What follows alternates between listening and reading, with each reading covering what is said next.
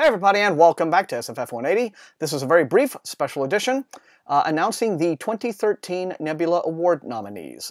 This announcement was released this morning, Tuesday morning, by the Science Fiction Fantasy Writers of America. So, I'm TMW. As always, I will be discussing these. So let's go right through the list and see what is nominated. Many categories. I will put the link in the About section below so that you can see the categories, all the different categories, but I'm going to be concentrating strictly on the Best Novel nominees, all right? So here they are.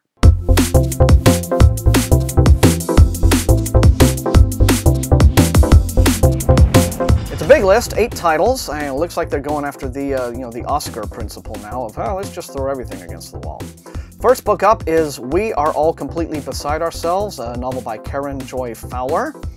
The Ocean at the End of the Lane by perennial fan favorite Neil Gaiman. That's up for the Nebula this year. Followed by Fire with Fire, Charles E. Gannon. This looks like a traditional space opera. Hild by Nicola Griffith, a very critically acclaimed book. Followed by Ancillary Justice by Ann Leckie, which is getting more buzz than just about any debut novel in recent SF history. The Red First Light by Linda Nagata. Linda Nagata had something of kind of a post-cyberpunk wave in her career in the 1990s, so she's kind of come back.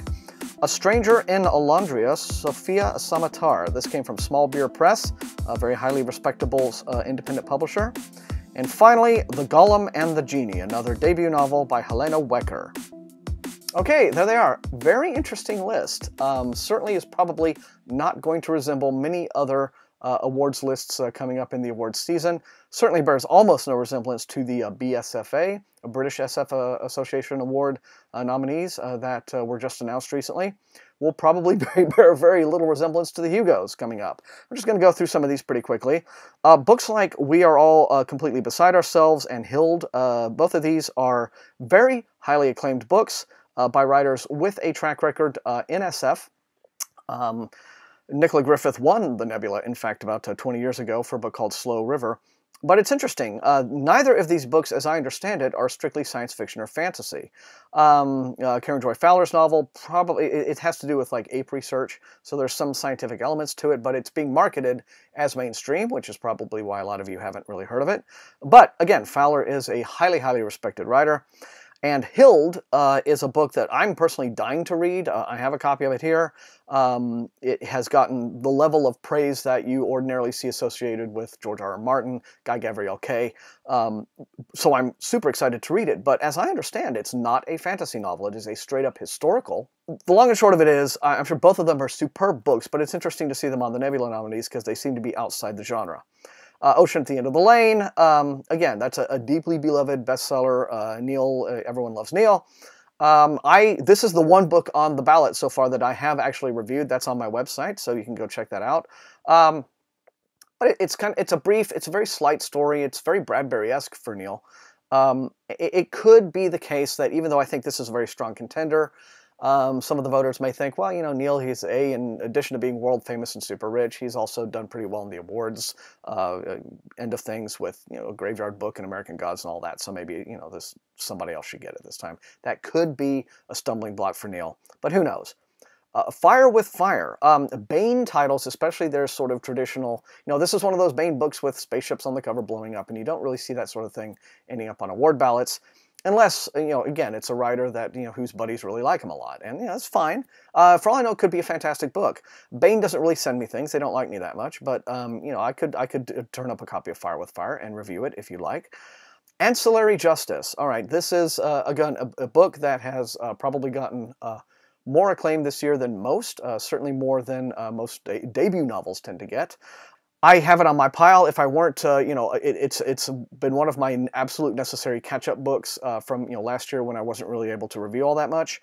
And if I weren't up to my eyeballs right now in Brandon Sanderson, I might very well be reading it right now. But in my opinion, I think that just based upon the buzz and the acclaim and everything that this book has been getting, I think that Ancillary Justice is the book to beat this year. It's also the only one of the books on the Nebula list that is on the BSFAs. So I think it's Ann Leckie's award to lose this year. The only thing that I think could probably stand in Ann's way might be a feeling among some of the voters that, you know, look, I mean, okay, it's a good book, but, you know, it's a debut novel, too much too soon. let's let her have a few more books under her belt. Let's let her prove herself a bit more.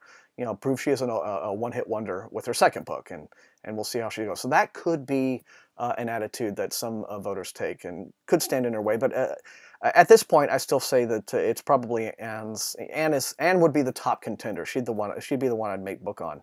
The Red First Light is the most obscure title on the list. Linda Nagata, like I said, had was published some years ago in the 90s, and I think also around the turn of the century, had several books come out from Spectra. But she hasn't really been a presence in SFF for a great many years. Again, this could be a friends voting for her thing going on with The Red First Light, which is a book that Linda self-published. So it's not available in Barnes & Nobles or anything like that, at least not in brick-and-mortar stores. So nobody's really read it. So this could be one of those cronyism awards. Again, that has nothing to say whatsoever about the actual merits of the book. Book could be perfectly wonderful. But again, when you see a very, very obscure title suddenly get awards acclaim, you're like, huh? High-profile stuff gets on ballots for a reason. It's because people are talking about it.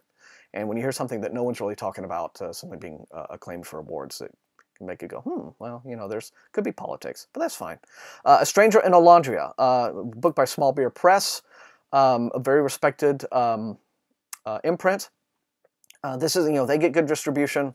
Again, a book that I have not read, but have heard wonderful things about from the folks who have, so I am curious enough to read it. I want to read it. And The Golem and the Genie, final nominee.